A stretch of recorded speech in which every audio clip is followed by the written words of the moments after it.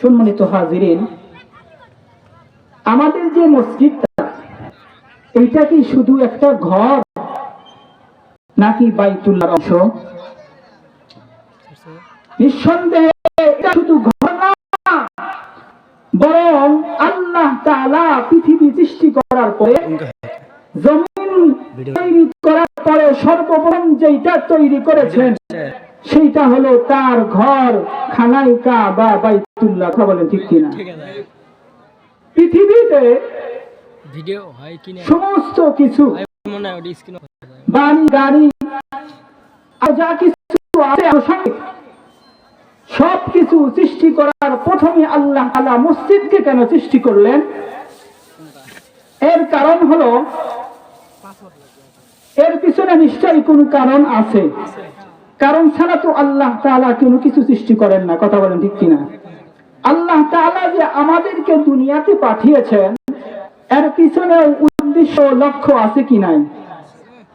আছে। আল্লাহ তাআলা কোরআনের মধ্যে বলেন, আফাহাসিবতুম আন্নামা খালাকনাকুম আবাসা ওয়া আন্নাকুম ইলাইনা লা তুরজাউন। আল্লাহ তাআলা কালামের মধ্যে বলেন, বান্দা তোমরা কি ভেবেছো আমি কি তোমাদেরকে অযথাই সৃষ্টি করেছি? না না, আমি তোমাদের অযথাই সৃষ্টি করি নাই। তোমাদের সৃষ্টি করার পিছনে কারণ, উদ্দেশ্য অবশ্যই আছে। আল্লাহ তাআলা অন্য আয়াতের মধ্যে বান্দাদেরকে লক্ষ্য করে বলে, বান্দা ওয়ামা খালাকুতুল জিন্না ওয়াল ইনসা ইল্লা লিয়াবুদুন। ও বান্দা, আমি দুনিয়াতে তোমাদেরকে সৃষ্টি করেছি কেবলমাত্র, একমাত্র আমার ইবাদত গোলামি করার জন্য। তাহলে আল্লাহ তাআলা আমাদেরকে পৃথিবীতে সৃষ্টি করেছেন, এর পিছনেও কারণ হলো, এর পিছনেও উদ্দেশ্য, কারণ আছে। কারণ আমরা দুনিয়াতে যা কিছু সৃষ্টি করি, যা কিছু তৈরি করি, প্রত্যেকটা বিষয়ের পিছনে আমাদের উদ্দেশ্য থাকে। কিন্তু মালিক আল্লাহ, আল্লাহ সৃষ্টি করেছেন, নিশ্চয় উদ্দেশ্য আছে। সেটা কি? আল্লাহ তাআলা বলেন, বান্দা আমি তোমাদের এবং জিন জাতিদেরকে সৃষ্টি করেছি একমাত্র, কেবলমাত্র আমার ইবাদত করার জন্য। পৃথিবীতে আর যা কিছু দেখি সেইগুলোকে কেন সৃষ্টি করেছেন? আল্লাহ তাআলা তাও কোরআনে বলেন, হুয়াল্লাযী খালাকা লাকুম মা ফিল আরদি জামিআ। ও বান্দা, পৃথিবীতে যা কিছু দেখো সব কিছু আল্লাহ তাআলা, সব কিছু আল্লাহ তাআলা আমাদের জন্য সৃষ্টি করেছেন। আর আমাদেরকে সৃষ্টি করেছেন শুধুমাত্র, কেবলমাত্র তার ইবাদত করার জন্য। কথা বলেন ঠিক কিনা? আল্লাহ তাআলা এত বড় আসমান, জমিন, চন্দ্র, সূর্য সৃষ্টি করার পর আমাদেরকে দুনিয়াতে পাঠিয়েছেন ইবাদতের জন্য। আদম আলাইহিস সালাতু ওয়াস সালামকে দুনিয়াতে পাঠিয়েছেন কিসের জন্য? ইবাদতের জন্য। এই জন্য আদম আলাইহিস সালাতু ওয়াস সালামকে দুনিয়াতে পাঠানোর পর সর্বপ্রথম বাইতুল্লাহ, খানায় কাবা সৃষ্টি করে তৈরি করেছেন। কারণ আল্লাহ তাআলা বান্দাদেরকে সৃষ্টি করেছেন তার ইবাদতের জন্য। আর বান্দা ইবাদত করার জন্য সর্বোত্তম জায়গা হলো মসজিদ, উত্তম জায়গা হলো খানায় কাবা, উত্তম জায়গা হলো বাইতুল্লাহ, আল্লাহর ঘর। সুতরাং বান্দা দুনিয়াতে সৃষ্টি করেছে ইবাদতের জন্য। দুনিয়াতে তারপরে যা কিছু সৃষ্টি হবে সব কিছু উত্তম নয়, বরং সর্বোত্তম জায়গা হলো মসজিদ, আল্লাহ তাআলার ঘর।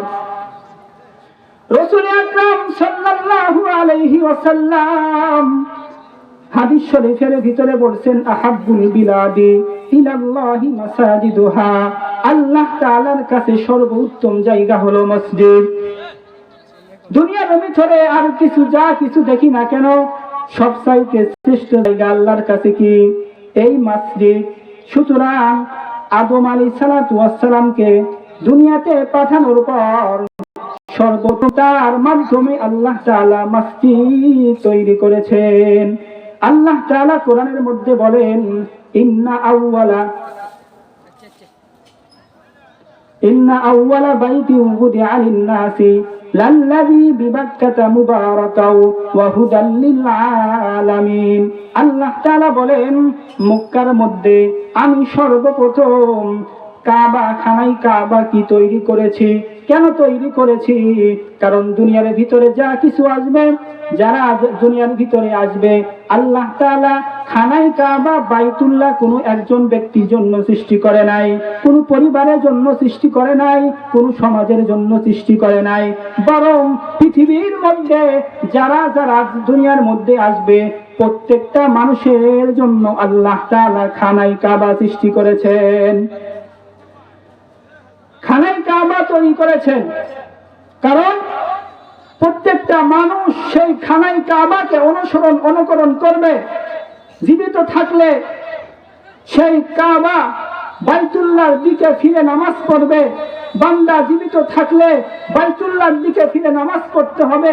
মারা গেলেও আমাদের খানায় কাবা বাইতুল্লাহর দিকে মুখ করে কবরে শোয়ায় কি শোয়ায় না? রাসূল আকরাম সাল্লাল্লাহু আলাইহি ওয়াসাল্লাম হাদিস শরীফের মধ্যে বলেন, কবরের মধ্যে আল্লাহ তাআলা, কবরের মধ্যে যদি বান্দার মুখটা খানায় কাবার দিকে থাকে তাহলে আল্লাহ তাআলা বান্দার কবরের মধ্যে রহম নাজিল করে।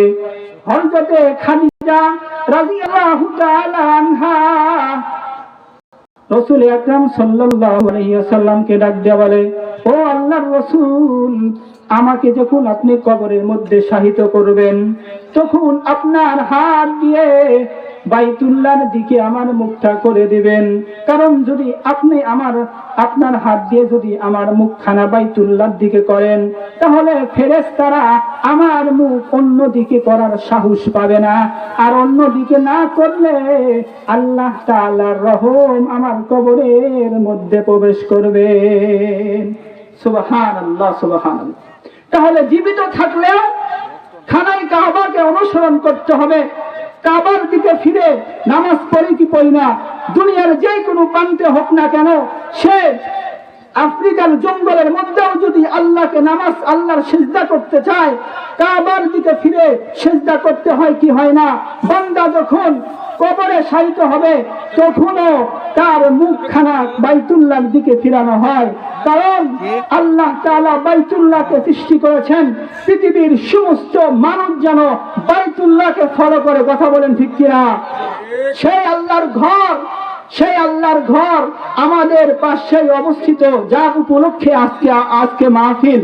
এইটা শুধু একটা ঘর নয়, এইটা মসজিদ, আল্লাহ তাআলার ঘর, বাইতুল্লাহর অংশ। সুতরাং বাইতুল্লাহকে খেদমত করা, বাইতুল্লাহর খেদমত করা আর এই আল্লাহর ঘর মসজিদের খেদমত করাও সমান। কথা বলেন ঠিক কিনা? আজ অনেক লম্বা আলোচনা ছিল, সময় সংক্ষিপ্ত হওয়ার কারণে আমি লম্বা আলোচনা করতে পারতেছি না। 7:04 বাজে হুজুর, লম্বা আলোচনা করতে পারতেছি না। তো যাই হোক, মসজিদ আবাদ করবে কারা? মসজিদ, আল্লাহর ঘর, মসজিদ আবাদ করবে কারা? 4টা স্তর আছে যারা মসজিদ আবাদ করবেন। আমি সংক্ষিপ্ত বলবো, লম্বা আলোচনা করার ইচ্ছা ছিল, সময় নাই। তো যাই হোক, মসজিদ আবাদ করবে কারা? সর্বপ্রথম যারা মসজিদ নির্মাণ করবে। মসজিদ যদি নির্মাণ করা হয় তাহলে মসজিদের মধ্যে নামাজ পড়া সম্ভব? কোশ্চিনকালে তো নামাজ পড়া যাবে না। তো মসজিদ আবাদ করবে কারা? সর্বপ্রথম যারা মসজিদ নির্মাণ করবে, যারা মসজিদ তৈরি করবে, তারা হলো আবাদের প্রথম অংশ। দ্বিতীয় নাম্বার, যারা মসজিদের মধ্যে গিয়া নামাজ পড়বে। মসজিদ তৈরি করলাম, মসজিদের মধ্যে নামাজ পড়লাম না, তাহলে মসজিদ আবাদ হলো না। আমি মসজিদের একজন কমিটি, আমি ক্যাশিয়ার, আমি সাধারণ সম্পাদক, আমি সভাপতি, সর্বপ্রথম মসজিদের মধ্যে আমাকেই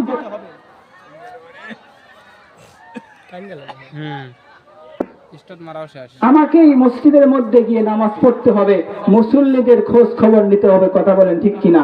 তাহলে মসজিদ আবাদ করার জন্য সর্বপ্রথম মসজিদ নির্মাণ করতে হবে। দ্বিতীয় নাম্বার, মসজিদের মধ্যে গিয়ে আল্লাহকে আমারই সিজদা করতে হবে, তাহলেই মসজিদ আবাদ করা হবে। মসজিদ করলাম, নামাজি নাই, ওই মসজিদের কোনো দাম নাই। কথা বলেন ঠিক কিনা? রাসূল আকরাম সাল্লাল্লাহু আলাইহি সাল্লাম যখন মক্কা থেকে মদিনায় সফর করলেন, মসজিদ ভিআইপি ছিল না, টাইলস ছিল না, বিল্ডিং ছিল না, খেজুর পাতার ছাউনির মসজিদ ছিল। বৃষ্টি আসলে মসজিদের মধ্যে পানি প্রবেশ করত। মসজিদে নামাজ পড়ছেন, সাহাবারা নামাজ পড়ছেন, রাসূল নামাজ পড়ছেন। নামাজ পড়ার পরে দেখা যেত কপালে কাদা লেগে আছে। মসজিদ কাঁচা ছিল কিন্তু তারা পাকা ছিল। কথা বলেন ঠিক কিনা? এই জন্য মসজিদে আমরা কাজ করতেছি, কাজ তো করবই। মসজিদের কাজ করলে আল্লাহ তাআলা, মসজিদ তৈরি করলে আল্লাহ তাআলা তার জন্য জান্নাতে ঘর তৈরি করেন। রাসূল আকরাম সাল্লাল্লাহু আলাইহি ওয়াসাল্লাম হাদিসের মধ্যে বলেন, মান বানা লিল্লাহি মাসজিদান ফালাল্লাহু লাহু বাইতান ফিল জান্নাহ। রাসূল আকরাম সাল্লাল্লাহু আলাইহি ওয়াসাল্লাম বলেন, দুনিয়ার মধ্যে যারা মসজিদ নির্মাণ করবে, মসজিদ তৈরি করবে, তাদের জন্য আল্লাহ তাআলা জান্নাত তৈরি করবেন। সুতরাং মসজিদ আমাদের তৈরি করতে হবে। মসজিদ তৈরি করব, আল্লাহ তাআলা জান্নাত আমাদের জন্য তৈরি করবেন। কথা বলেন ঠিক কিনা? আমরা মসজিদের সাথে থাকবো তো ইনশাআল্লাহ। মসজিদ আমি থাকি আর না থাকি, মসজিদ অবশ্যই থাকবে। সুতরাং মসজিদের কাজ আমাদেরকে করতে হবে। আল্লাহ তাআলা মসজিদের কাজের জন্য আমাদের সকলকে সহযোগিতা করে মসজিদের উপকারের লক্ষ্যে আমাদের অগ্রসর হওয়ার তৌফিক দান করুন। ওয়া আখির দাওয়ানা আনিল হামদুলিল্লাহি রাব্বিল আলামিন।